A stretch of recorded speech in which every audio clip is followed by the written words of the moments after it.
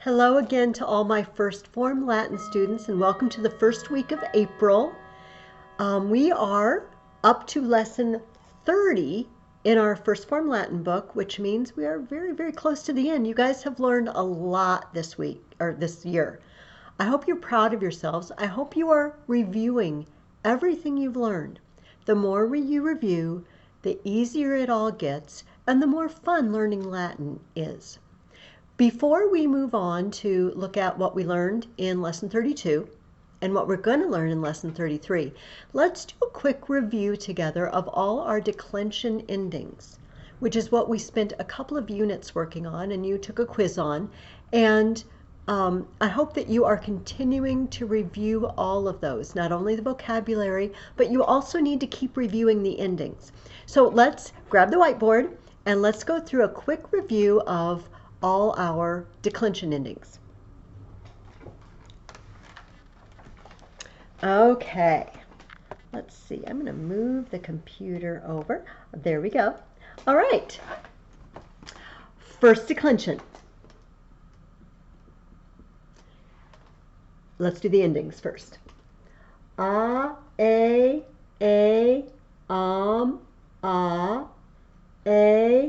arum, is, as, is. What gender are almost all of these? They're almost all feminine, except for the ones with natural gender. Remember, sailor, nauta, farmer, agricola, poet, poeta. Those are masculine because in the Roman world, those would have been jobs for men. Those have natural gender. All the rest of them are feminine. Second declension. Us, o, orum, is, as, is. What gender are all of these? They're all masculine. Okay? Then, second declension, neuter. What gender are all of these? Neuter. Aurum,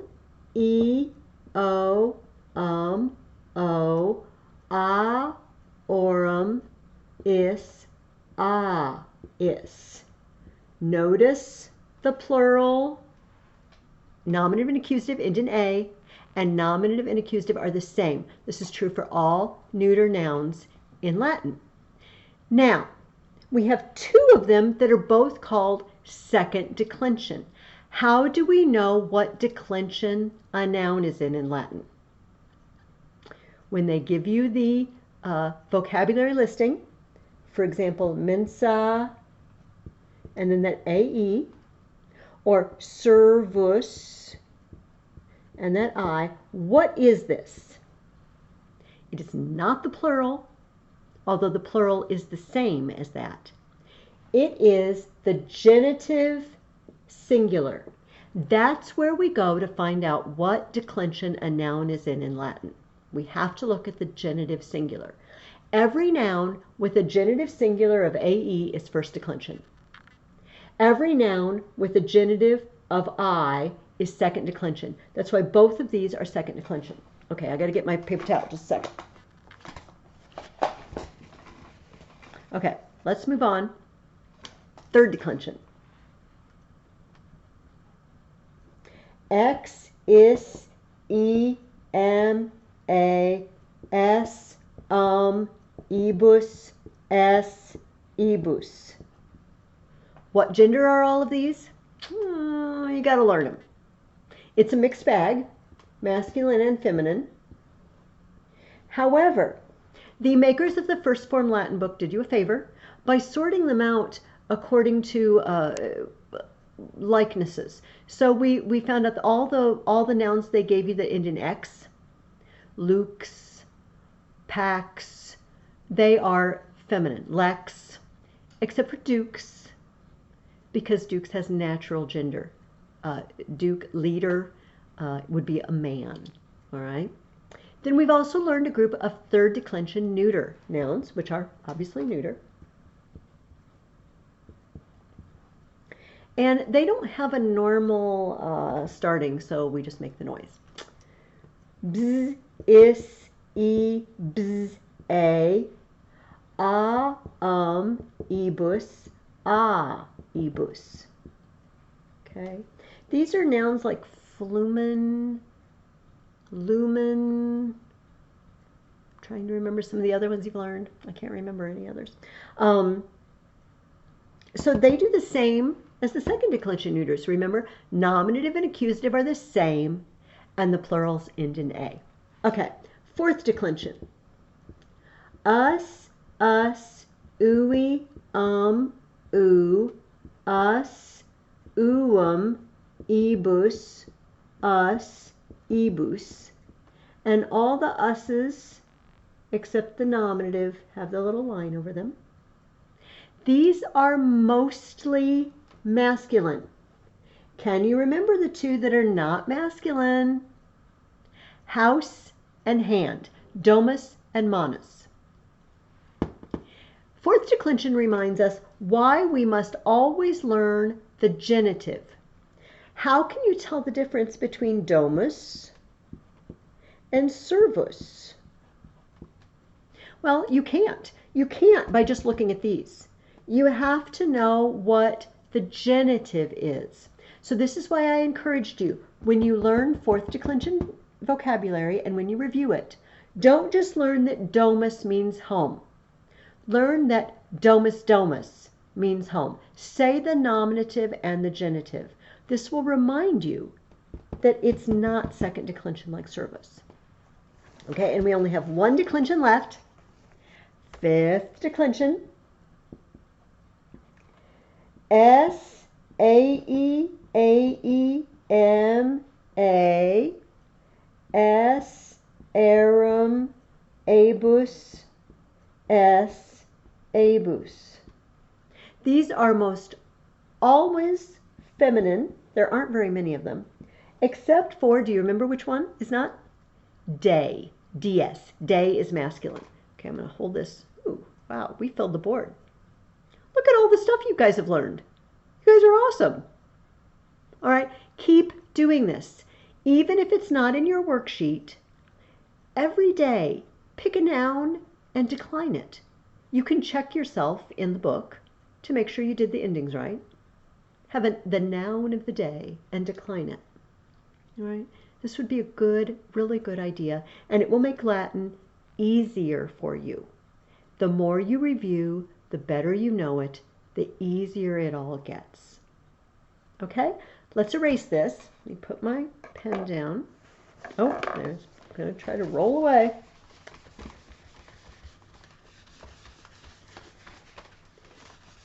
So this week, you worked on learning second conjugation verbs, and monio was your model verb. First of all, let's take a look again. Let's look back at first conjugation verbs. Most first conjugation verbs have normal principal parts. They have the same principal parts, and if you've learned one, you've learned almost all of them. Let's use amo as our sample. The principal parts of amo are amo, amare, amavi, amatus. Okay? Those are what almost all of them but four are. Let's do the four that are irregular. Do, dari, dedi, datus, sto, stari, steti, status, uvo, uvari, uvi, utus, lavo, lavari, lavi, lautus. Those are the only four that don't have principal parts like this. Okay, let's talk about the second principal part. Do you remember what it's called? It's called the infinitive, and it means to do whatever the verb is, in this case, to love. There are a couple of very important things about the second principal part. First of all, it gives us our stem, the stem that we attach the st mustis und, or the bo bis bit, or the bom bos bot to. If we take away the re, Ooh. And we are left with ama, ama. That's our stem. Okay? The other important thing that the infinitive, the second principal part, tells us is it tells us what conjugation a verb is in. And that tells us how to use it, how to conjugate it. Every verb with an infinitive that ends in are is first conjugation. That's a very important part to remember, a very important point that you need to remember. All right? So let's compare that to the new second conjugation verb you learned, monio. The principal parts of monio, actually you didn't learn that in this lesson, but I'm going to tell you anyway, are monio, monere, monui, monitus. You're going to be learning it very soon anyway. But what I really want to look at is the infinitive, the second part. Notice that it has an ere, and the e has a little line above it. To remind us of that, I like to really pronounce it strongly. Monere, monere. Every verb with an infinitive that ends in long ere is second conjugation. Everyone. That's how we know. Now, the little line is very important because actually third conjugation, which you learn in second form Latin, has ere without the line. And the only way you can tell the difference between the two is the little line. So this is a line that it is important for you to use and to remember to always write down and to learn. And this week you learned to conjugate a second conjugation verb in the present tense, like this. Monio, mones, monet, monemus, monetus, monent. I warn, you warn, he, she, or it warns, we warn, you all warn, they warn. Notice there's no a. We do not say monio, monias, moniat. No, no, no, no, no, no. All right, I know there's tempting. It's tempting because we've done so many first conjugation verbs. It has no a. It has a stem vowel of e, so it only has the e. Let me put this down for a minute. And let's look back at a few of the verbs you learned this past week, and let's just conjugate them together out loud.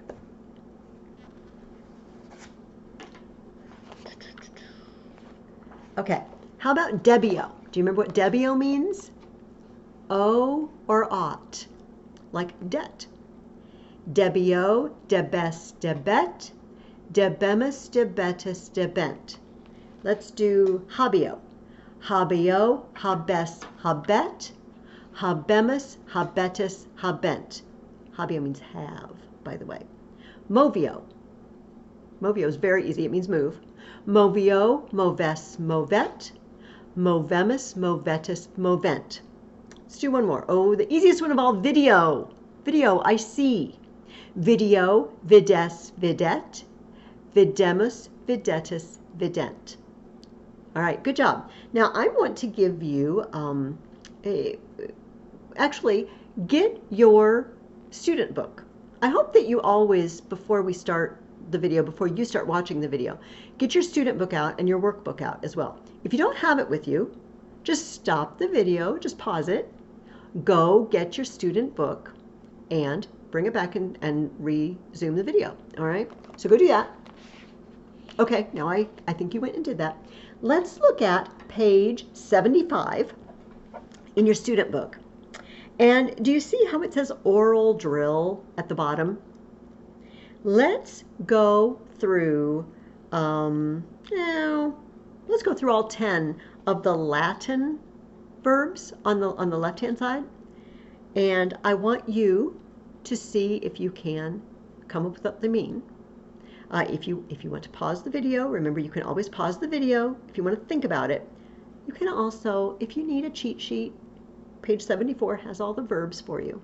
All right, debet. The first one is debet. What does it mean? First of all, we have to look at the ending. He, she, or it owes, or he, she, or it ought. Sedio, I sit. Monetis, you all warn. Doces, or doces, you teach. Tenent, they hold. Videt, he, she, or it sees.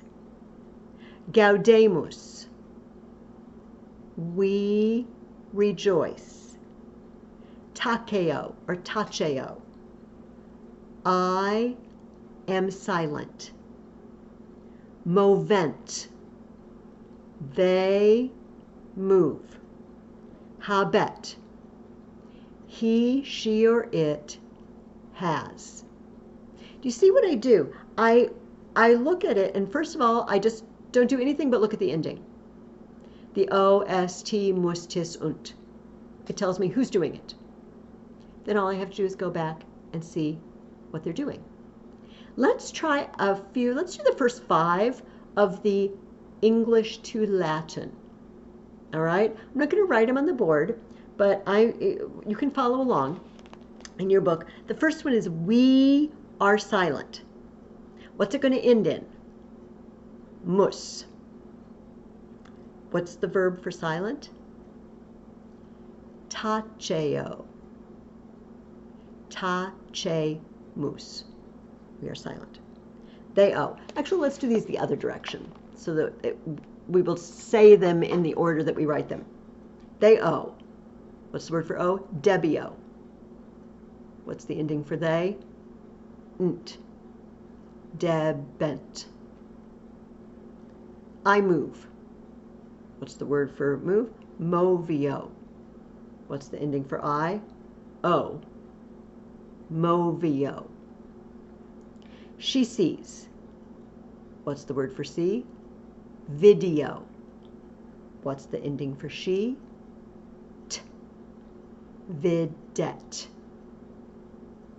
You warn. What's the word for warn? Monio. What's the ending for you? S. Mones. All right, makes sense? I feel like you got it. All right, before we move on to look at lesson 30, let's go over some sentences. I made up some sentences for you. Again, you can always pause the video and try to figure it out on your own, but then I will work it out for you. All right, let me erase what we did before.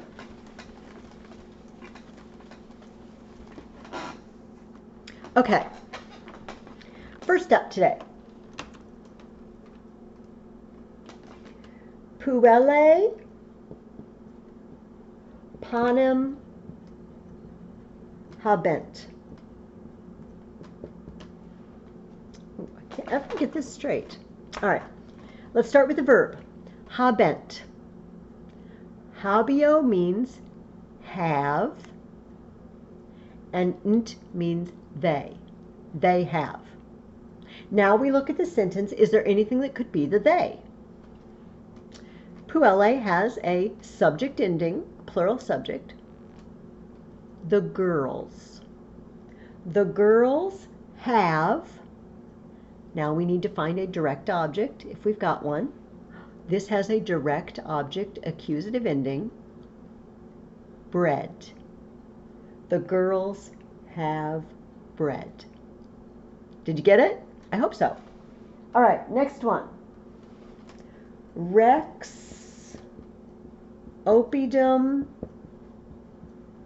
videt. Let's start with the verb. Videt. Video means see. The T means he, she, or it. So he, she, or it sees. Is there anything in the sentence that could be the subject? We kind of have a problem with this one because Rex can only be a subject, king. Oppidum could also be a subject. Town. Does it make more sense that a king sees something or a town sees something? Well, you could say the townspeople. But here's the thing. Here's how I'm going to reason this out. King can only be a subject. Oppidum could also be a direct object. So I think we're going to have to go with king. The king sees, oh, and I said oppidum could be a direct object. The king sees the town. Good. All right. Matres, servos, monent. Let's start with the verb. Monent. Monio means worn. Nt means they. They worn. Is there anything here that could be the they, that could be a subject? Well, I see matres. It has an accusative plural ending. Mothers. The mothers worn. And here we have a direct object, accusative ending, and it's plural, slaves. The mothers warn the slaves. All right, let's erase this and get some more room. I have to turn around here and see what my next sentence was. Now let's do some old tenses, or yes, old tenses and verbs. Equos spectavisti. All right, let's start with the verb. Specto means look at. And I see the V. I have the third principal part, so we must be in the perfect system. And it's the one with the I, isti, it. It's perfect tense. You saw, or you have seen. Now, do I need to look for a subject somewhere else in the sentence? I don't really, because the subject is you. You have seen, oh, we have a direct object ending. It's plural, the horses. You have seen the horses, or you saw the horses. All right, next one. Filii errant milites. Ooh, got that be verb. Let's take a look at it. It's the eram, eras, erat. That's the imperfect be verb. Imperfect is the one we use was or were. They were. Okay, who's the they? Well, how about sons? The sons were soldiers. Notice, everything is in the nominative case. We have no direct objects because be verbs don't have direct objects, right? Be verbs are our linking verbs. They link a subject to, in this case, a predicate noun or a predicate adjective if it were there. But they're always in the nominative case because be verbs don't have action. Nothing's happening to anything, so you can't have a direct object. All right, let's try another one.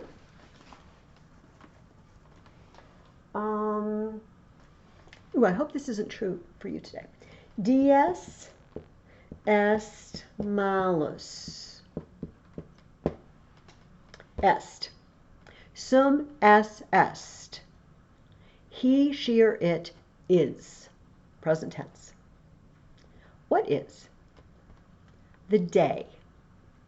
The day is, I hope not, bad. Remember, fifth declension, most of them are feminine, but dies is our masculine one. So I had to put a masculine ending on malus because an adjective always agrees with its noun in case and number and gender. This is singular and nominative and masculine. So this has to be singular and nominative and masculine. All right, hopefully your day is not bad. Now, in this case, we have another linking verb. It's linking a subject, and in this case, a predicate adjective, right? Because bad is an adjective. All right, next up. Voces erunt maniae. Erunt. Ero, eris, erit. Erimus, eritus, erunt. It's our future be verb. They will be. What will be? You know what voces is? In the singular, it's vox. It's voices. The voices will be maniae. Great or large. In other words, very loud, booming voice. The voices will be great. Remember, vox is feminine. So I have to use a feminine ending because great is describing the voices. So they both are nominative and plural and feminine. All right, you getting that? You remembering that? Okay, let's try, a couple of longer ones. This one's kind of funny. Regina Manos Perez habet. All right, let's start with the verb habet. This is one of your new ones. This is one of your second conjugation new ones. He, she, or it. Habio means have or has. We say he has. He, she, or it has. What could be the he, she, or it? All right. How about Regina? It's got a nominative ending. The queen has, and now we have direct object endings. The queen has feet. That's good. What kind of feet? She has big feet. I guess her royal slippers need to be very large. They're like a size 10. Okay. We might as well have some fun, right? You can have fun and learn Latin at the same time. All right. Naute flumen latum. Now I already can't remember my verb. Vident. Start with the verb. Video means see, and the nt means they. They see. What could be the they? Let's look back. Naute has a nominative plural ending. That would be a they. The sailors see. What do they see? Flumen. Now, first look, it looks like that's nominative. But remember, flumen is neuter. Nominative and accusative are the same. So it's also a direct object. The sailors see the river. What kind of river? The wide river. Good. Okay, we only have a couple more, and then we're going to dig into lesson 30. Let's do a couple of these. Debebus tacere. It's got two verbs. What? Let's start with this one. Debio means owe or ought. Let's use ought. We ought. We ought what? To be silent.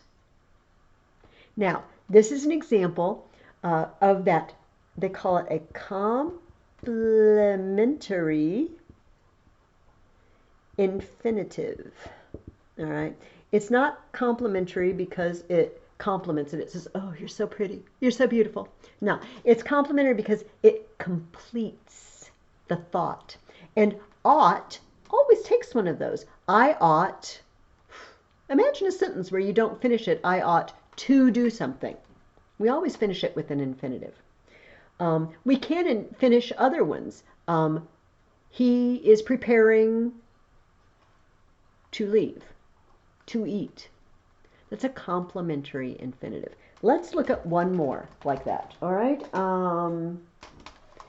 Debeo sedere. Debeo, I ought to sit. I ought to sit. Oh, and so now I have to tell you a Latin joke that I saw on Facebook. Then I will do the lesson. Okay, so the Latin joke on Facebook, it's this, it's a Legonium website. It's learning Latin, but all with Lego guys. And so there were two pictures, and it was the same picture. It was a little Lego man, and he was sitting in his little Lego chair, kind of reclined, and he had a little coffee table and a little mug of something to drink, and he had his cat next to him. Okay, it was that picture twice. And on this side, it said, let me see if I can get this right, in 2019, this guy is P-Gear. He's lazy. If you're sitting around doing nothing but reclining in your chair and drinking your cocoa with your cat and watching TV, you're lazy. But oh, I'm sorry. Oh my gosh, I wrote my Roman numeral wrong. In 2020, this guy is pious or pious. It means he's very devout. He's a good person because he's staying in because of the coronavirus and not going out. See, you're lazy last year if you sit around, and now you're a good person. Funny? I thought it was funny. All right. With no further ado, let's look at the next lesson. Okay, I'm going to put this down. Grab your student Latin books again, and let's turn to page 76. I have good news for you. You are going to learn to do the second conjugation in the imperfect and future tenses. And you're like, that's good news? Yes, it is, because it works exactly like first conjugation. For imperfect, we use bom, ba, spot, bomus, badus, bont. For the future, we use bo, bis, bit, bimus, bitus, bunt. It's exactly the same. The only thing you need to know is the stem that the bom, ba, spot and the bo, bis, bit attach to. Oh, now I need my whiteboard again. Okay, so remember I told you we have moneo, monere, and remember we talked about that you go to the infinitive, and if you take away the re, you've got the stem. So mone is our stem. So we put mone bom, mone bas, mone bot, mone bomus, mone batus, mone bont. All right, same, sneeze. Excuse me. Same with the future. Excuse me again. Mone bo, mone bis, mone bit, mone bimus, mone bitus, mone bunt. All right, just remember that our stem vowel is an E, not an A anymore. Other than that, it works exactly the same. Now, I think last week I forgot to go over the saying. I know you looked at the saying. Last week was video et taccio. I see and am silent. It's such an amazing thing you're looking at that you're just, I have no words. I'm amazed. I see and am silent. This week's saying comes from one of our verbs, caveo, which means beware of. Cave canum, beware of the dog. I think those of you that had me last year and we talked about the ancient world in the junior high class, you might remember that there is a mosaic in Pompeii with a picture of a dog on a leash, and it says cave canum. So in the ancient world, people put out beware of the dog signs, just like we do. Some things never change. So last week, video et taccio, I see and am silent. And this week, cave canum, beware of the dog. Let's look at the rest of your new words, all right? The first word, okay, this is the order they're in my book. I'm going to go through the order in my book so I don't forget any. Your book may be in alphabetical order, so you're just going to have to skip around and follow me. My first one is ubeo. It starts with a J. Actually, in Latin, it would have started with an I. Ubeo. Ubeo ubere. It means order or command. I always remember this one. If you conjugate it, it's ubeo, you best, you bet. And I always think, you bet you better do what I tell you. It's another one of those quirky things that helps me remember. If it doesn't help you, invent your own. But that one helps me. Cavio, we just talked about cavio, cavere. Notice these all have an infinitive of long ere because they're all second conjugation. Guard, guard against or beware of. Caution is because the fourth principal part is cautus. Prohibio, prohibere. Prevent, prohibit. Right? Many people are prohibited from working, going out in certain businesses right now. They're being prevented so we don't spread the virus. Appario, apparere, appear. Appario looks like the word appear. That one should be really easy to learn. Valio, valere, be strong or be well. Those of you that had Latina Christiana with me, you remember that we greet people by saying salve, and when we say goodbye, it's vale. Vale actually means be well when we say goodbye to someone. Valio means I am well. Respondio, respondere means respond or answer. Manio, manere means remain or stay. Now, you are going to want to mix this up with monio, which means warn. Monio has an O, and warn sort of has the O sound. Manio means remain, a, manio manio, monio warn. But cut yourself some slack if you mix them up. Eventually you'll get them straight. Ardio ardere means burn or set on fire. The fourth principal part is arsus, and that's where we get the name of the crime of setting things on fire, arson. Arson is setting things on fire, not like a bonfire in your backyard, but stuff you're not supposed to be setting on fire. Terrio terere. That one's easy because it looks like terrify, and it means frighten. Timio is sort of its counterpart. Timio means be afraid of. You know, if you're timid, mice have a reputation for being timid. They're afraid of everything because so many things eat them. If everything ate me, I'd be afraid too. So timio means be afraid. Terrio means to frighten.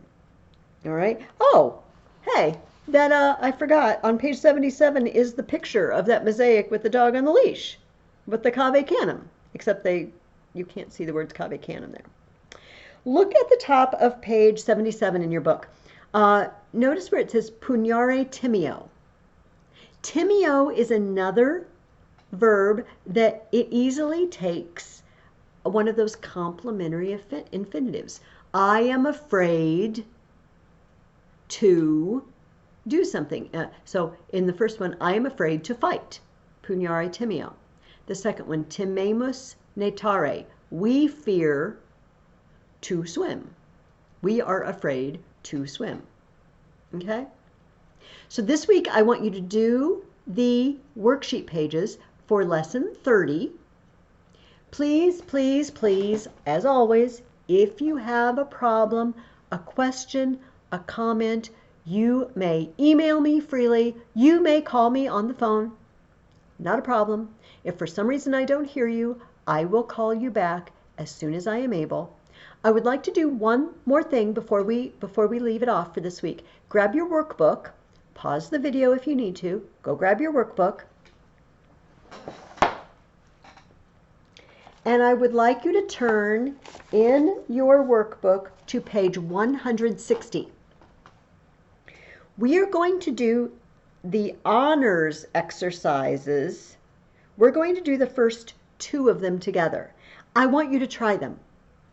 I really want you to try them and check them at home. If you don't have the answers, and I guess that would be Dominic. Dominic, I will be sending you the answers. In fact, you should already have them. You should have already been sent them. You'll be seeing this on Monday probably, and I'll have sent them Sunday night. Try them. This is the real test of if you understand. It's okay if it takes you a while. Go through it methodically, point by point. We're going to do 2 of them together, though. Let me grab my board again. Oh, my goodness. I just dropped my pen.